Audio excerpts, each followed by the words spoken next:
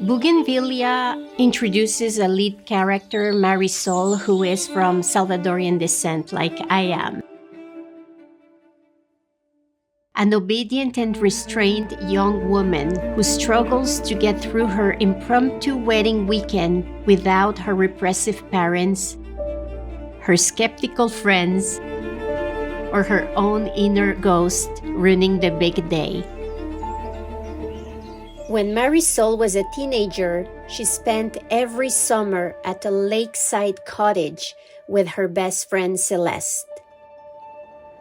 One day, her father found a drawing in her diary of them sharing an ice cream, their tongues touching.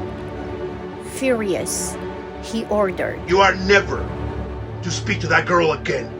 You hear me?"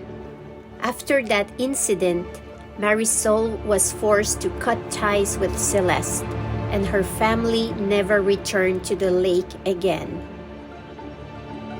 Celeste never knew why Marisol disappeared.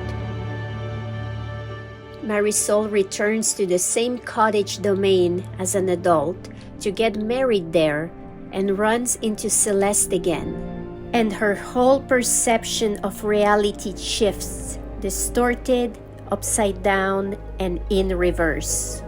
Celeste in the story represents the higher consciousness that Marisol has repressed all these years. There's going to be imagery that conveys that she's put in a cage, even how we're going to film with the lenses, with depth of field, with the frame, with the decor. Everything seems to be boxing her in something square, something tight, like she's out of breath.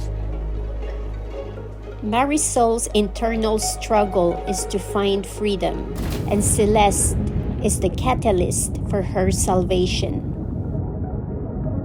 There's a scene where Celeste and Marisol nearly drown in the lake, and they're about to lose consciousness. She cannot breathe, she cannot escape. As we progress, it starts opening up in the frame, in the sound, in the context of the space she evolves in. And it's so beautiful to witness once she's able to finally give a scream. Everything that has been bubbling up all her life, she just lets it out.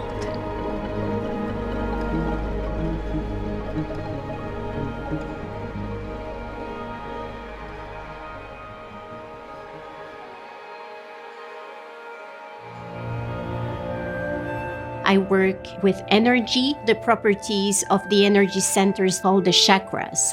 Each vibrates at a specific frequency that influences human behavior, character traits of the body and the mind.